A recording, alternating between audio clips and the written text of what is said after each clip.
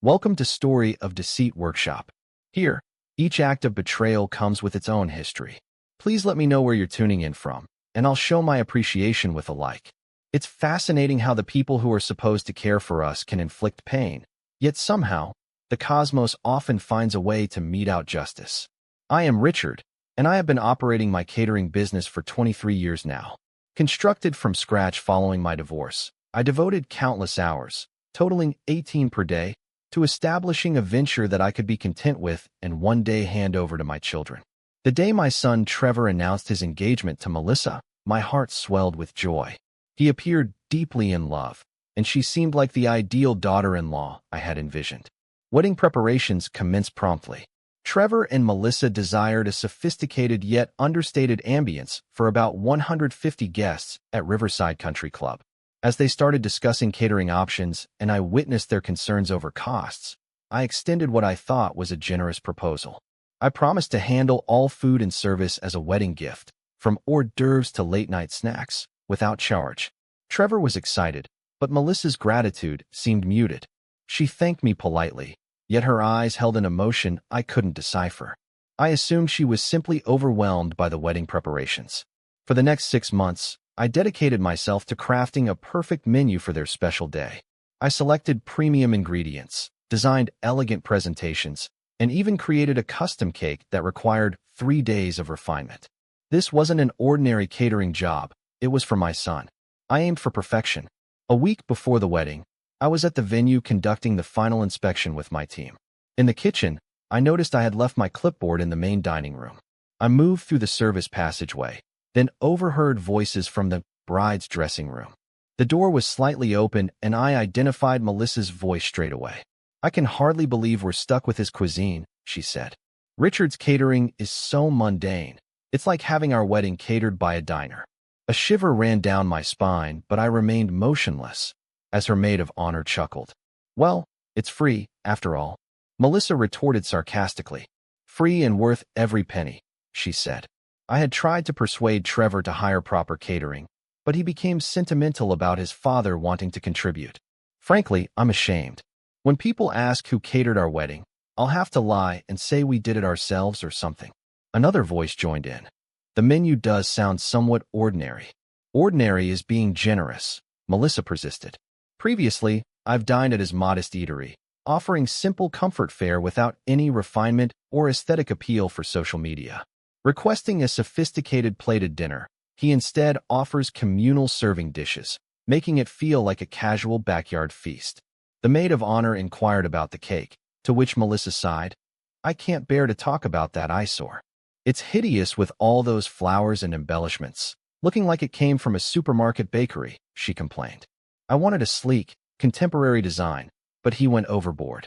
I'm concerned people will perceive us as tacky." Hearing this left me feeling shocked. Spending my own money to create the perfect day for them, only to be met with such disdain. However, her next statement altered everything. The most upsetting aspect is, Trevor believes his father is some sort of gastronomic prodigy. He's unaware that his cherished father's enterprise is barely managing to survive. For years, I've observed the financial struggles Richard has endured.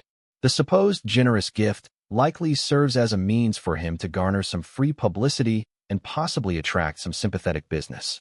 That was all false. My business was flourishing.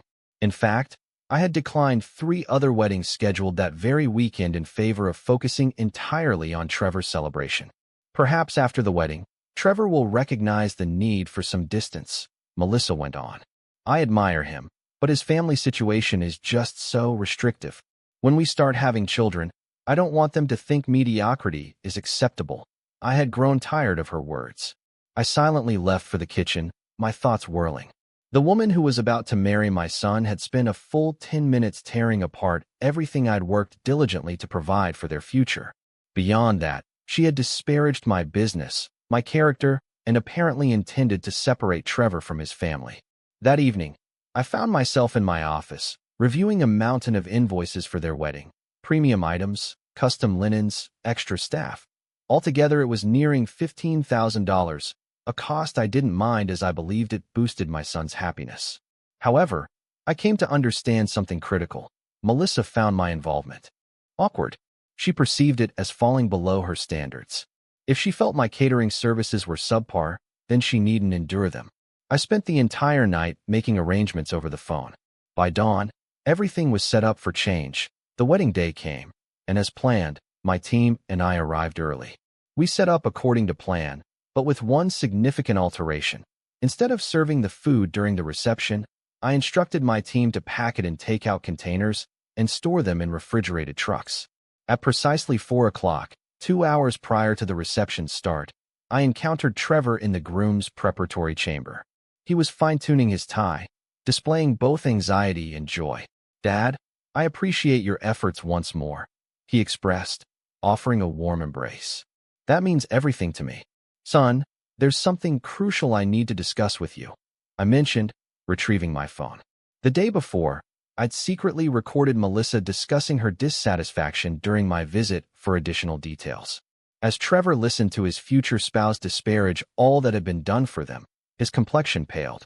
Once the recording concluded, the room fell silent. "Son," I whispered, "I want you to grasp something essential. I don't expect gratitude, but I do demand basic respect. If Melissa believes my culinary skills inadequate for their wedding, then I won't subject them to it unwillingly." "Father, please, she couldn't have meant." She spoke honestly. I cut in. "It's her prerogative, but it's also mine to allocate my resources where I see fit." I handed him an envelope with a $15,000 check, the estimated cost for catering had they chosen another vendor. "This is what you would have spent on catering," I explained. "Use it for whatever your wife deems suitable for the reception. There are numerous restaurants in the vicinity that deliver." Trevor's hands trembled as he held the check.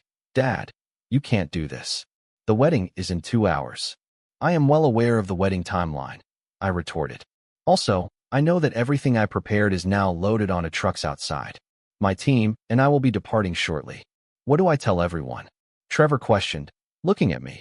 This young man I had nurtured and provided for without conditions. "Tell them the truth," I replied, feeling a heavy weight in my chest.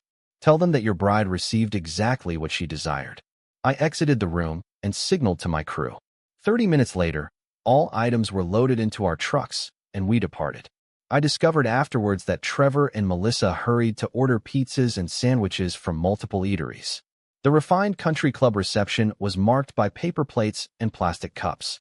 Many guests left prematurely. The photographer documented Melissa crying in the restroom, while Trevor spent much of the evening on his phone seeking restaurants capable of delivering food for 150 people within 2 hours. Their marriage endured only 8 months. 3 weeks post-divorce, Trevor reached out to me. He expressed remorse for failing to support me, for not recognizing Melissa's true nature, and for misinterpreting my kindness as an obligation. He inquired about rekindling our relationship. I agreed because that's what fathers do. But that day, I also learned a valuable lesson. Kindness should never be mistaken for duty. When someone reveals their genuine self to you, trust them from the outset. Occasionally, the greatest present one can bestow upon another is the results that stem directly from their own decisions.